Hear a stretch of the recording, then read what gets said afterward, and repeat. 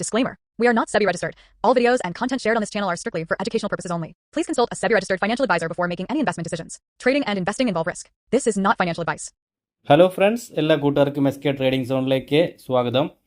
എല്ലാ ദിവസത്തെയും പോലെ നമ്മൾ ഇന്നും നമ്മുടെ നിഫ്റ്റി, സ്മോൾ ക്യാപ്പ്, അതുപോലെ ഒരു സ്റ്റോക്ക് നമുക്ക് സ്വിങ്ങിനുള്ള സ്റ്റോക്ക് ചാർട്ടിൽ പോയിട്ട് അനലൈസ് ചെയ്യാം. ആദ്യം തന്നെ നമുക്ക് നിഫ്റ്റിയിലോട്ട് വരാം. നിഫ്റ്റിയുടെ ചാർട്ടിലോട്ട് പോയി കഴിഞ്ഞാൽ ഇന്ന് ഏകദേശം ഒരു 178 പോയിന്റ് 200 പോയിന്റ് മുകളിലോട്ട് പോയതാണ്. അതിനുശേഷം അവസാനം ചെറിയൊരു സെല്ലിങ് വന്ന് ഒരു 178 പോയിന്റിൻ്റെ ഒരു ക്ലോസിംഗ് ആണ് നിഫ്റ്റിയിൽ തന്നത്. 25,323 റേഞ്ചിലാണ് ഇപ്പോൾ നിഫ്റ്റി ട്രേഡ് ചെയ്യുന്നത്. നമുക്കിതിൻ്റെ റേഞ്ചുകളിലോട്ട് പോയി കഴിഞ്ഞാൽ നമുക്കിതിൻ്റെ റെസിസ്റ്റൻസ് നമ്മൾ കുറച്ച് ദിവസം പറഞ്ഞുകൊണ്ടിരിക്കുന്ന റേഞ്ചായിരുന്നു ഈ ഒരു റേഞ്ച്. അത് ബ്രേക്ക് ചെയ്ത് അതിൻ്റെ മുകളിൽ തന്നെ സസ്റ്റെയിൻ ചെയ്തിട്ടുണ്ട്. അപ്പോൾ നമുക്ക് ഇനി ഈ ഒരു ലൈൻ നമുക്ക് കൂടെ ആവശ്യമില്ല. ഇനിയിപ്പോൾ അടുത്തൊരു റെസിസ്റ്റൻസ് വരുന്നത് ഇതാ ഈ റേഞ്ചിലായിരിക്കും. നമ്മളിപ്പോൾ പറഞ്ഞ ഈ ഒരു ബ്ലാക്ക് ലൈനിൻ്റെ അടുത്ത് ഒരു റെസിസ്റ്റൻസ് വരാൻ സാധ്യതയുണ്ട്. അത് ബ്രേക്ക് ചെയ്ത് കഴിഞ്ഞ് എനിക്ക് തോന്നുന്നു നിഫ്റ്റി നല്ലൊരു മൂവ്മെൻറ്റ് കിട്ടുമെന്ന്. കാരണം കഴിഞ്ഞ ദിവസമൊക്കെ നമ്മൾ പറഞ്ഞിട്ടുണ്ടായിരുന്നു. പക്ഷേ മാർക്കറ്റ് ഒരു പോസിറ്റീവ് വരുമ്പോൾ വേറെ പല ന്യൂസുകളായിട്ട് വരുമ്പോഴാണ് നമ്മുടെ മാർക്കറ്റ് വീണ്ടും ഒരു സെല്ലിങ് ഇതിലോട്ട് പോകുന്നത്. ഇപ്പോൾ കഴിഞ്ഞ ദിവസമാണെങ്കിലും ഈ ട്രംപാണ് മെയിനായിട്ടുള്ള ഒരു കൾപ്രിറ്റ് എന്ന് തന്നെ പറയാം നമുക്ക്. ആളിങ്ങനെ ഓരോരോ പ്രശ്നങ്ങൾ ഓരോ ദിവസങ്ങൾ ഇങ്ങനെ ക്രിയേറ്റ് ചെയ്തുകൊണ്ടിരിക്കുകയാണ്.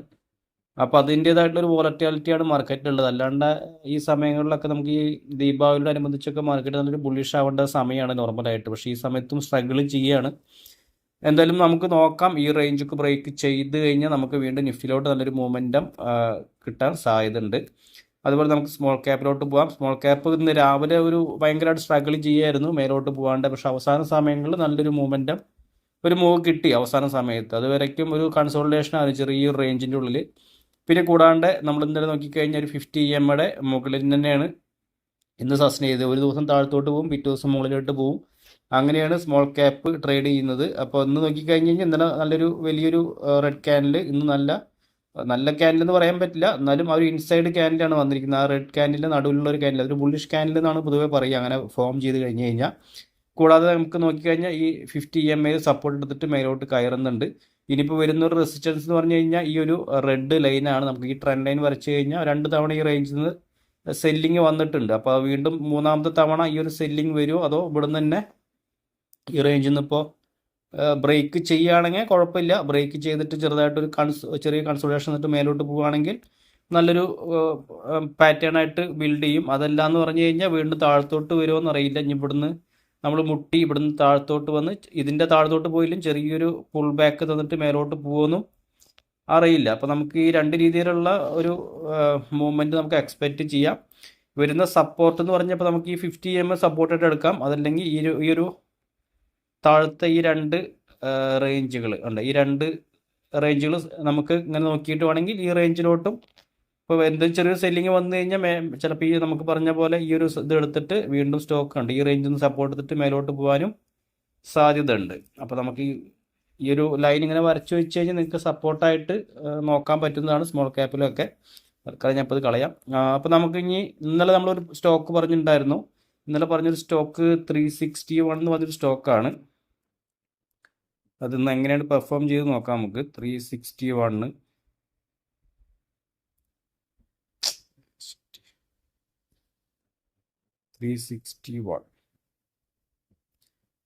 ഓക്കെ.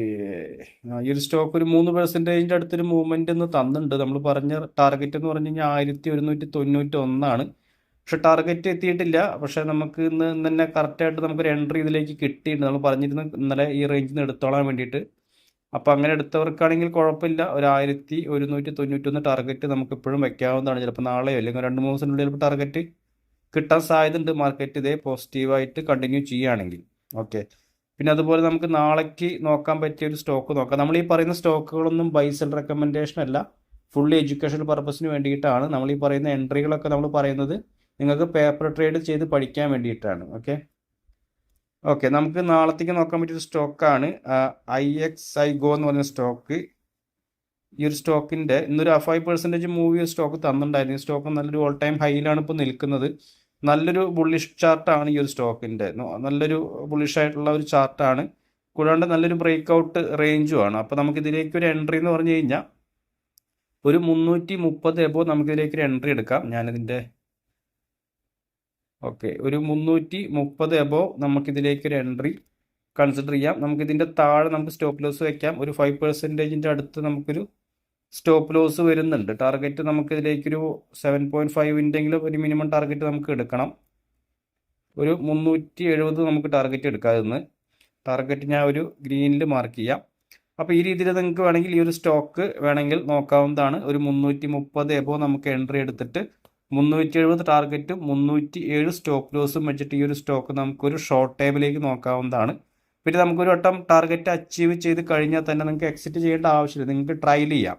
നമുക്ക് സ്റ്റോപ്പ് ലോസ് ചിലപ്പോൾ ഇവിടുന്ന് നമ്മൾ ഉദാഹരണത്തിന് എങ്ങനെ ട്രയൽ ചെയ്യാമെന്ന് ഒരുപാട് പേർക്ക് അറിയില്ല. ചിലപ്പോൾ നമുക്ക് നാളെ ചെറിയൊരു ബുള്ളിഷ് ക്യാൻഡിലായിരിക്കും. പിന്നെ അതിന് ശേഷം ചെറിയ 1-2 ദിവസം താഴത്തോട്ട് വരും. അതിനുശേഷം വീണ്ടും ഒരു ബുള്ളിഷ് ക്യാൻഡിലായിരിക്കും. അപ്പോഴായിരിക്കും ഇതിൻ്റെ ടാർഗറ്റ് നമുക്ക് അച്ചീവ് ചെയ്യാം. അപ്പോൾ നമ്മൾ എക്സിറ്റ് ചെയ്യേണ്ട ആവശ്യമില്ല. അതിനുശേഷം ഒന്ന് വെയിറ്റ് ചെയ്തതിന് ശേഷം സ്റ്റോക്ക് താഴത്തോട്ട് വരുമ്പോൾ പിന്നെ മേലോട്ടൊരു മൂവ്മെൻറ്റ് തരികയാണെങ്കിൽ നമ്മൾ ഈ ഒരു സ്റ്റോപ്പ് ലോസ് എടുത്തിട്ട് നമ്മൾ നേരെ ഇതിൻ്റെ താഴത്തോട്ട് കൊടുന്ന് വയ്ക്കും. കണ്ടോ, ഇതിൻ്റെ താഴത്തോട്ട് നമ്മൾ ഇതിൻ്റെ സ്റ്റോപ്പ് ലോസ് ഇതിൻ്റെ ഇങ്ങനെ വയ്ക്കും. അപ്പോൾ നമുക്ക് ടാർഗറ്റ് കുറച്ച് ചെറുതായിരിക്കും, പക്ഷെ എന്നാലും നമുക്ക് ആ ഒരു മാക്സിമം അതിൻ്റെ ഒരു പൊട്ടൻഷ്യൽ നമുക്ക് എടുക്കാൻ പറ്റുന്നതാണ്. അതിനുശേഷം വീണ്ടും സ്റ്റോക്ക് ഇവിടുന്ന് പിന്നെ മൂവ് ചെയ്യുകയാണെന്ന് പറഞ്ഞു കഴിഞ്ഞാൽ, വീണ്ടും മേലോട്ട് പോവുകയാണെന്ന് പറഞ്ഞു കഴിഞ്ഞാൽ നമുക്ക് ഈ ഒരു സ്റ്റോപ്പ് ലോസ് വീണ്ടും മേലോട്ട് കയറ്റി വയ്ക്കാം.